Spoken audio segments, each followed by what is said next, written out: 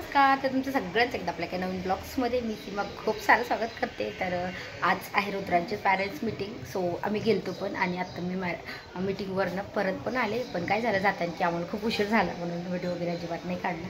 तर म्हटलं आत्ता मीटिंग पण झाली आणि स्कूल पण आहे. तर तो स्कूलमध्ये थांबला आहे. तर आत्ता जायचं आहे 1:45 वाजता घ्यायला. तर म्हटलं चला आत्ता आलोच घरी. तर म्हटलं चला थोडासा व्हिडिओ तरी काढूया. तर तुमच्या चॅनलवर नवीन असाल तर चॅनलला नक्की सबस्क्राईब करा. त्या साईडला बेल आयकॉन आहे ते पण क्लिक करा, जेणेकरून माझ्या प्रत्येक नवीन व्हिडिओचं नोटिफिकेशन सगळ्यात आधी तुम्हाला भेटेल. सो आत्ता राहिलेलं घरातलं काम आहे तेवढं काम करून घेऊयात आणि मग परत जायचं आहे 1:45 वाजता त्याला घ्यायला. तर म्हटलं तोपर्यंत पटकन आवरूयात. आणि एक तर माझी तब्येत पण बरी नव्हती, त्याच्यामुळे आवरता पण थोडासा उशीर झाला. तर आत्ता थोडंसं बरं वाटायला, कारण की टॅब्लेट्स वगैरे घेतल्यात मी. सर्दीचा थोडासा त्रास होत होता आणि ॲलर्जीचा पण त्रास होत होता. तर म्हटलं चला आत्ता म्हणजे थोडंसं भांडे कपडे वगैरे राहिलेले. तर स्वयंपाक तर सकाळी झाला त्याचा, म्हणजे त्यांना तर टिफिन द्यावा लागतो, ह्यांना पण टिफिन द्यायचा होता. तर तो सगळा स्वयंपाक झाला, फक्त आता राहिलेले आहेत भांडे आणि कपडे. तर म्हटलं चला तेवढं आवरून घेऊयात आणि मग रुद्राश आला तर परत त्याचा अभ्यास वगैरे घ्यायचा राहिलेला आहे. तर चला आता काहीतरी रेसिपी पण मी आजी बनवली आहे, ती पण ह्याच्यात कंटिन्यू करणार आहे. व्हिडिओ आवडल्यास नक्की लाईक करा आणि चॅनलला पण नक्की सबस्क्राईब करा. सो आज बनवणार आहे सोयाबीनची भाजी आणि त्याच्यासोबतच ना म्हणजे भजी पण बनवले आहेत. तर भज्याचा म्हणजे भाजीचा आणि भज्याचा पूर्ण व्हिडिओ करायचा म्हटलं ना तर खूप मोठा होतो.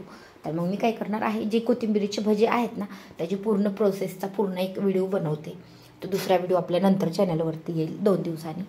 आणि हा सोयाबीनच्या भाजीचा आहे. आणि मेन म्हणजे आज होती शाळेमध्ये, रुद्रांच्या शाळेमध्ये मीटिंग पण होती आणि रेड डे पण होता. म्हणजे काहीतरी फ्रूट एखादं किंवा काही पण फळ किंवा फ्लावर वगैरे असं काही पण रेड कलरचं बनवून घ्यायचं. तर काय झालं, आम्ही बनवलं पण आणि गेलो, मीटिंग वगैरे सगळी झाली. पण सगळ्यात मेन म्हणजे ना रुद्रांसोबत तर व्हिडिओ अजिबात नाही काढणं झाला. एकतर सकाळी निघताना मला थोडीशी तब्येत बरी नसल्यामुळं आवरायला थोडासा उशीर लागला आणि त्याला टिफिन वगैरे द्यायचा होता. पहिली जी मीटिंग होती त्यावेळेस टिफिन नव्हता द्यायचा, डायरेक्ट मीटिंग झाली की घरी यायचं होतं. आणि आजच्या ह्याला फक्त मीटिंग करून आम्ही घरी येणार होतो आणि मुलांना तिथंच ठेवायचं होतं. तर त्याला पण टिफिन द्यायचा होता. तर मग एवढी घाई. तर मग त्याच्यासोबत एक माझा फोटो पण नाही काढणं झाला. मॅडमनी काढला आहे, पण त्यांनी अजून पण माझ्याच म्हणजे शेअर नाही केला मला. त्याच्यामुळे मग तो व्हिडिओमध्ये फोटो पण नाही आला आणि व्हिडिओ पण नाही आला. तर मग मी डायरेक्ट त्याला शाळेत सोडून आल्याच्या नंतर मग थोडीशी क्लिप काढली आणि मग जी आपली रेसिपी आहे ती कंटिन्यू आहे. तर मी आज बनवत आहे म्हणजे सोयाबीनची सुक्की भाजी. त्याला सोयाबीनची भुर्जी पण बनवू शकतो. तर काय झालं की म्हणजे सोयाबीनच्या थोड्याशा वेगवेगळ्या भाज्या मी बनवत असते.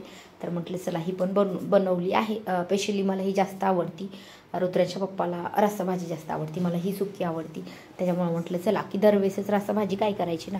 आणि आपल्या चॅनलवरती पण सेम सारखं एक भाजी अपलोड करायला पण मला तरी नाही चांगलं वाटत आहे. म्हणून मग मी थोड्याशा वेगवेगळ्या. तर आज सुक्की सोयाबीन करायची आहे. तर हा सोयाबीन मी भाजून वगैरे काहीच नाही घेतला, सुक्का सोयाबीन घेतला आणि हा मिक्सरला लावला असताना तर खूप म्हणजे पावडर झाली असती. त्याच्यामुळं मग थोडंसं आपल्याला अगदी थोडंसं एका सोयाबीनचे 4 ते 5 तुकडे झाले पाहिजे एवढंच मी कढईमध्येच फोडून घेतलं. तर छान फुटलं, म्हणजे खूप बारीक पण नाही झालं आणि खूप मोठाला पण नाही राहिला. तर काय होतं की आता आपल्याला ही जी सुक्की भाजी बनवायची, तर त्याच्यासाठी ना मी पूर्ण ते म्हणजे बारीक करून घेतलेलं आहे. ते पूर्ण पाण्यामध्ये भिजवून ठेवलं आणि मग भिजल्याच्या नंतर शिजायला जास्त वेळ नाही लागत आहे. तर मग त्याच्यासाठी साहित्य फक्त आपल्याला कांदा आणि कोथिंबीर आणि चटणी, जास्त काही साहित्य पण नाही लागत आहे आणि भाजी पण छान लागते. तर म्हटलं चला आज टिफिनला पण ह्याला रोलमध्ये मी हेच भरवून दिलं आणि आम्हाला पण हीच केली. तर मग सगळ्या अगोदर कांदा कट करून घेतला, कोथिंबीर कट करून घेतली आणि आत्ता फोडणी घालते. तर फोडणीला घालते तेलामध्ये म्हणजे आवडत असेल तर जिरे मोहरी घालायची, नसेल आवडत तर ती पण स्किप केली तरी चालते. पण म्हटलं चला थोडीफार आपण जिरे मोहरी पण घालूयात. आणि हिरव्या मिरचीची केली तरी पण चांगली लागते, पण मी लाल तिखटाची बनवते. तर मग फोडणीला जिरे मोहरी चांगली तडतडली की लसूण वगैरे टाकायची गरज नाही, कारण की मी कांदा भरपूर टाकला आहे. शक्यतो म्हणजे ज्या भाजीमध्ये ना कांदा असतो त्याच्यात आम्ही जास्त लसणी वापरतच नाही, दोन्हीतलं काहीतरी एकच वापरतो. तर आता कांदा आहे, आपल्याला कांदा छान भाजून घ्यायचा आहे. तोपर्यंत सोयाबीनमधलं सगळं पाणी काढून घ्यायचं आहे, म्हणजे सोयाबीन पण सुक्का होतो आणि आपल्याला ही सुक्की भाजी बनवायची. तर त्याच्यामुळं सगळं मी त्यातलं पाणी वगैरे पिळून काढलं. थोडीशी कोथिंबीर आहे म्हणजे जास्त होती म्हणून मग तेलामध्ये पण टाकली आणि 2 पेंड्या आणल्या होत्या. मग काय होतं की खराब होती, म्हणून मग त्याची एका पेंडीची भजी पण बनवायला घेतली. आता ह्याच्यामध्ये टाकली थोडीशी हळद आणि मीठ टाकायचं, म्हणजे जेवढं लागेल ना तेवढं साहित्य ह्याच्यात जरी टाकलं तेलामध्ये तर वरतून टाकायची गरज नाही. मीठ जर थोडंसं वाटलं तर आपण थोडं वरतून पण ॲड करू शकतो. तर आता टाकते चटणी. चटणीमध्ये सगळा मसाला असल्यामुळं ना मी ह्याच्यामध्ये ना म्हणजे कोणी कोणी काय करतं की सगळे मसाले ॲड केलेले नसेल तर मग धने पावडर वरतून टाका, परत हे जिरे पावडर वरतून टाका, असं सगळं. मला तशी काहीच करायची गरज नाही, कारण की मी ह्या मसाल्यामध्ये ना भरपूर करून ठेवले. आणि मेन म्हणजे रस्सा भाजी जरी करायची असेल ना तरी खोबऱ्याची पण गरज नाही. खोबरं पण आहे, कोथिंबीर पण भरपूर आहे, पण दिसत नाही कारण की ते आपण तळून घेऊन मिक्सरला काढलेली. त्याच्यामुळं कसं आपण जर वरतून कोथिंबीर टाकली ना तर ती दिसायला छान दिसते, पण टेस्ट जेव्हा आपण तेलामध्ये टाकतो ना तेव्हा छान टेस्ट येते. त्याच्यामुळे कोथिंबीर पण भरपूर आहे. एखाद दिवशी नसेल तर नसते टाकत, असेल तर मग टाकते.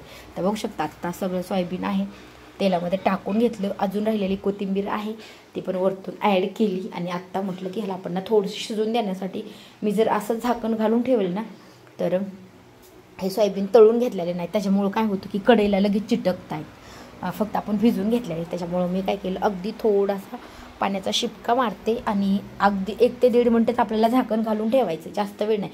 म्हणजे सगळा मसाला आहे तो पण मध्ये गेला पाहिजे आणि थोडासा शिजला पाहिजे, कारण की आपण भिजून घेतलेला आहे. त्याच्यामुळे अगदी थोडंसं पाण्याचा शिपका मारायचं, अजून 1-1.5 मिनटं झाकण घालायचं आणि झाकण काढल्याच्या नंतर पण आपल्याला थोडंसं म्हणजे अर्धा ते 1 मिनटं परतून घ्यायचं. काय जास्त वेळ नाही लागत आहे.